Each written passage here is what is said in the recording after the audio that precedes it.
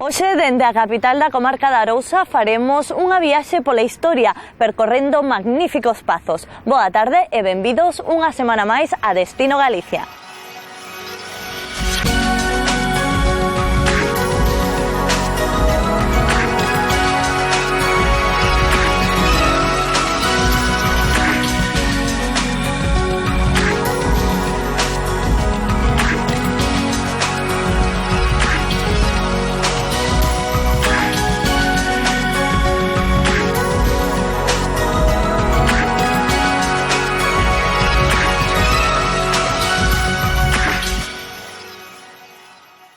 Hoxe en Destino Galicia quixemos facer unha viaxe moi especial. Ao mesmo tempo que coñecemos a riqueza do entorno da comarca da Arousa, faremos un percorrido polos principais pazos de aquí, de Vilagarcía. Dende aquí coñeceremos toda a actualidade turística que aconteceu estes días en Galicia, pero antes invitovos a que nos acompañedes por unha das moitas rutas dos pazos que existen na nosa comunidade. Esta vez, a protagonista é a Ruta dos Pazos de Vilagarcía.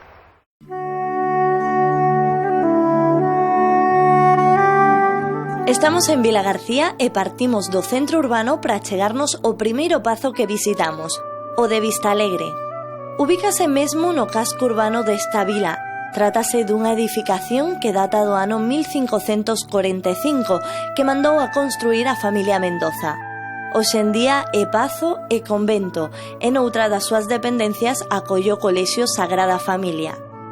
Esta fantástica edificación foi declarada de interese histórico-artístico.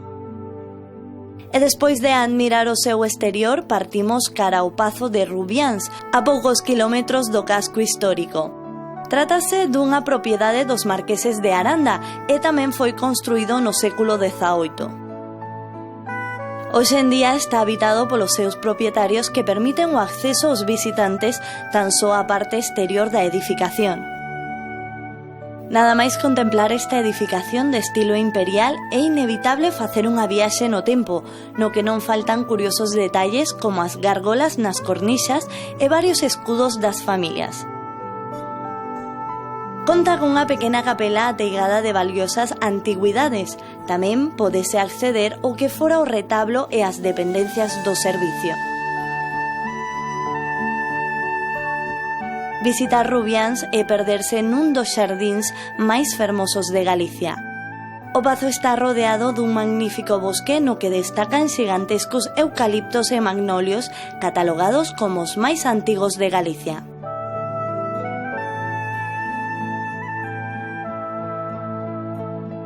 E daqui partimos ao Pazo de Rial, tamén ubicado perto do casco urbano, a tan só 4 kilómetros aproximadamente. Esta construcción foi rehabilitada para ser hoxe un hotel de 4 estrelas que conserva perfectamente as principais características desta residencia. Está situado no límite co municipio de Vilanova de Arousa, data tamén do século XVIII, e nada máis acceder á entrada desta magnífica construcción pódese ver como a Torre Norte mantén a súa capela, que está adicada a Santiago. Pódese admirar a ornamentación barroca con preciosas portas e balconadas. Actualmente oferta aos visitantes 60 habitacións por un prezo que ronda entre os 40 e 50 euros por noite.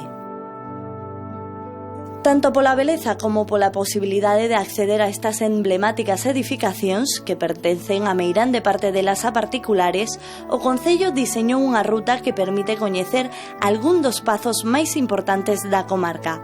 O percorrido realízase sobre todo ao longo dos meses do verán. Toda a información sobre a posibilidade de participar nesta ruta cultural a podedes consultar na páxina web do Concello. Agora facemos unha paradiña nesta viaxe por Vilagarcía para tomar nota dunha receita moi refrescante. Pois faremos unha brocheta de melón con xamón, un pouquiño de queijo, mozzarella e unhas anchoas por encima. É unha receta bastante sencilla e o contraste de sabor é moi bo, o dulce co salado, xa sabemos que sempre lle agrada a xente. Entón collemos unha brocheta, un stick e pasámolo pola mitad do melón. Logo despois unha boliña de queijo mozzarella, así, outra boliña, outro trociño de melón.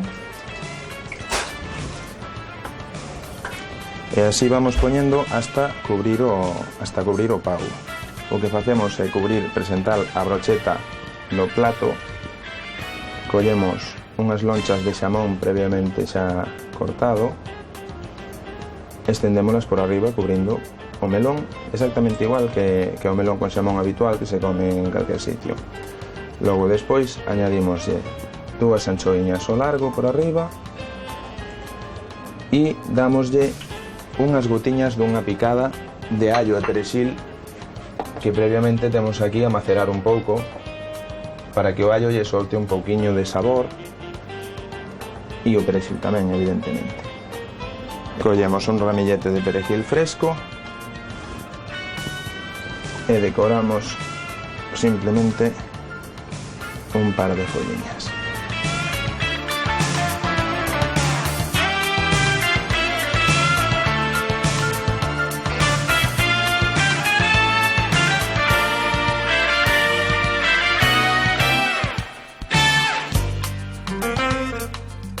Coñécese como turismo activo aquel que está en contacto coa natureza e que oferta aos visitantes de diferentes actividades. Aínda que se trata dunha modalidade que na nosa comunidade cada vez está máis en boga, non está reglada. Aínda así, en Galicia estudiase a posibilidade de crear un colectivo que aglutine a todas as empresas que traballen neste eido. Para mí o turismo activo é facer o movimento dentro do medio natural. Ese movimento pode ser deportivo ou pode ser non deportivo. Imitando este tipo de turismo noutras comunidades, a normativa galega limitou a 12 as actividades que engloban o turismo activo. Estas son a la delta, bicicleta todoterreo, descenso de barrancos, hidrotrineo, piragüismo, puenting, salto con elástico, sendeirismo, escalada e descenso en bote, como é o caso. Os voy a explicar cómo se coloca, ¿no? Hay gente que se equivoca. Tiene por dentro es todo negro y por fuera tiene los azulitos, ¿no? La cremallera es siempre para adelante, ¿de acuerdo? Metes los brazos por aquí, introduce la cabeza, así. Tiene que ir pegadito al cuerpo. Estas cinchas que tienen aquí las tienes que apretar tú, mira. ¿Ves? Tiras. Y ahora el rabillo. Cuidado con las partes nobles. Esto es para que no se suba para arriba el chaleco. ¿Vale? Los que alguna vez hayan hecho algo de piragua y tengo un poquito de ganas de piragua, levanten el brazo. Casi todo.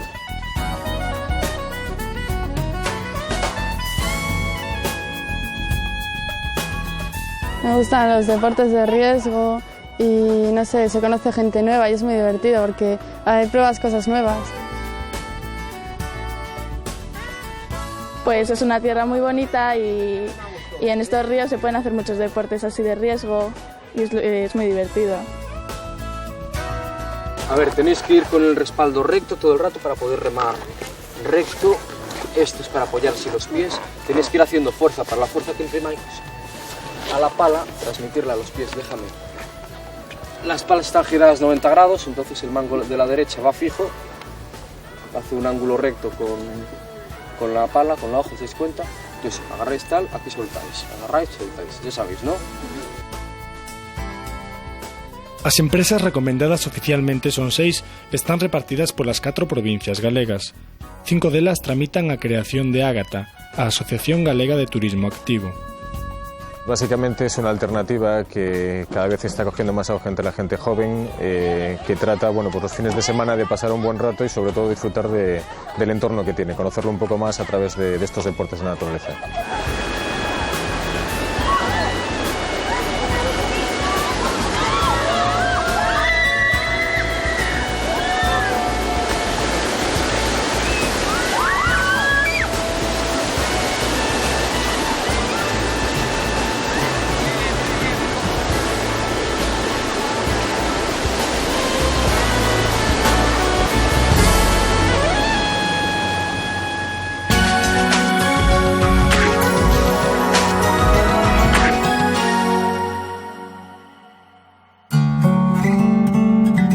Despois de coñecer os principais pazos de Vilagarcía, podemos aproveitar a visita para coñecer tanto o centro urbano desta vila pontevedresa como todo o seu entorno. Vilagarcía conta cunha importante infraestructura comercial.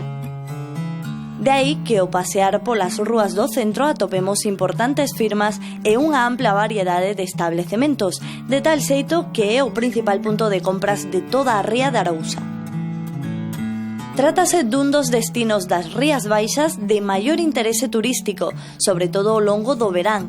Conta con dous principais areais, a Praia da Concha e a de Compostela. Se elexides como destino Vilagarcía, podedes informarvos sobre as diferentes rutas que percorren o entorno da ría de Arousa. Pódense visitar diferentes miradoiros con espectaculares vistas, castros romanizados ou a illa de Cortegada. Vilagarcía goza dunha actividade intensa durante todo o ano. Esta oferta complementase coa posibilidade da práctica de diferentes deportes acuáticos nunha das rías máis fermosas de España e a máis extensa de Galicia.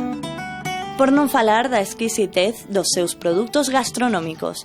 Así, despedímonos desta terra de señoríos, que se presenta a todo o visitante como un destino cheo de historia, fermosura natural e de arte señorial. Para coñecer un destino dun xeito organizado e descubrir aqueles atractivos que non aparecen nos folletos, o mellor é consultar un guía turístico, unha profesión cada vez máis demandada na nosa comunidade e, sobre todo, máis especializada. A asociación existe desde o ano 1977, agrupa na actualidade a 56 profesionais de toda a comunidade autónoma. Es típica del románico, aquí esa vegetación carnosa y esos arcos lobulados que son de influencia árabe.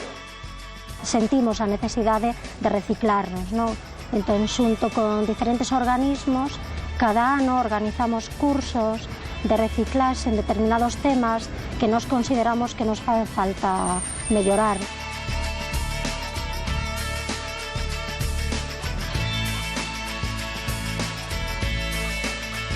O perfil dos clientes que buscan os nosos servicios, os dos guías, pois é moi variado, desde xente moi nova de colexios ou que veñen en viaxes de estudios ata xente maior. El tipo de decoración que tenemos aí, pois la vamos a ver repetirse en todos os edificios desa época. Puertas en arco, medallones con bustos de personajes.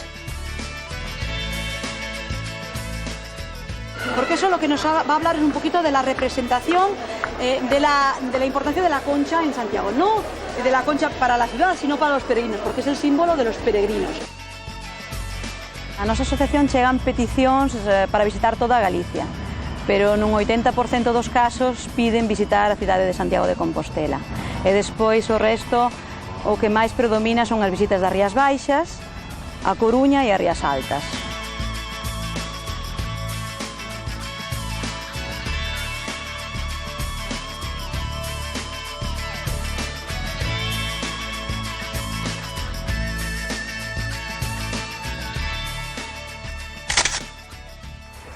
A continuación, coñeceredes o único clube do viaxeiro que existe na nosa comunidade. A súa misión é crear novos afeccionados a descubrir destinos. O único requisito é ser amante das maletas. O Clube Viaxeiro oferta todo tipo de viaxes, inda que a especialidade é o turismo juvenil, pero non é excluyente. O tipo de viaxes que ofertamos pois son os típicos viaxes de colectivos que son máis demandados por a xente xoven, viaxes vacacionales, tarifas aéreas en compañías aéreas o que se chaman de low cost ou de baixo coste. Nós temos acordos a nivel nacional feitos con organismos públicos para facilitarlle este tipo de ofertas. Digamos que funcionamos a nivel de colectivos e gracias a funcionar a nivel deles pues podemos conseguir, digamos, un tipo de ofertas que son interesantes de cara ao posible socio de Club Viaxeiro. Punto base do que partimos sempre e da nosa páxina, que digamos o canal de comunicación cos nosos potenciales clientes e cos socios xa de Club Viaxeiro. Os socios de Club Viaxeiro poden acceder dentro desa páxina a unhas páxinas restringidas, que é onde teñen a opción de as ventaxes que teñen como socios.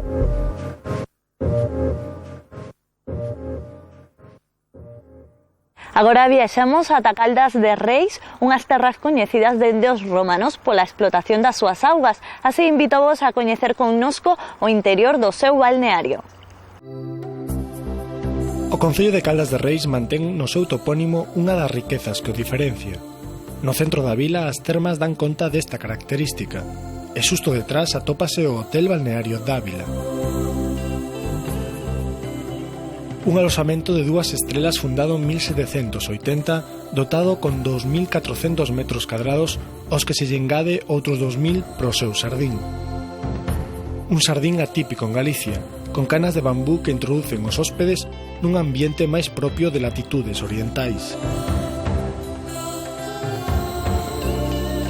O espacio do balneario permanece aberto de 8 a 12 e de 5 a 9 da noite.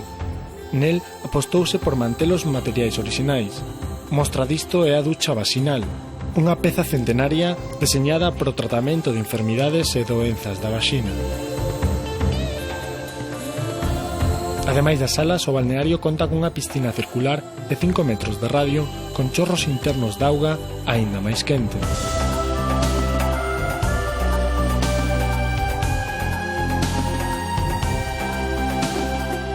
O hotel conta con 27 habitacións para unha capacidade total de 45 prazas.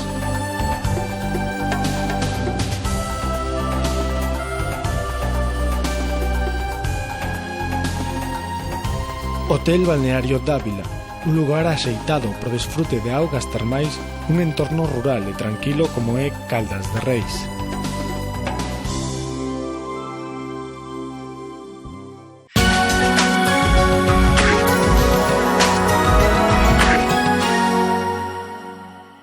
Xa comezou a conta atrás para a celebración do Nadal, así notase como os concellos ofertan unha atractiva programación como adianto a estes festexos. Os que estean preparando unha viaxe para estas datas de festas, aconsellamos vos consultar a páxina web do Centro Municipal de Información Xuvenil da Coruña. Oferta unha amplia guía de axencias de viaxes, ofertas e consellos para viaxar.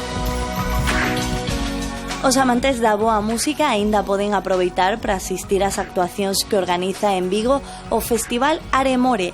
Esta noite será o concerto do pianista Gianni Bes. Na cidade herculina terá lugar mañá o Festival de Jazz Tradicional que organiza Jazz Vides. Será unha xornada completa de interpretacións dun amplo repertorio musical da agrupación Mr. Dixie Jazz Band e Tut Sweets. E para rematar, o libro Rutas por la España Mágica de Javier Atienza propón diferentes itinerarios para descubrir as belezas de todo o país. Recomendamos vos esta edición a aqueles que desexen coñecer unha Galicia distinta e descubrir novas rutas e destinos.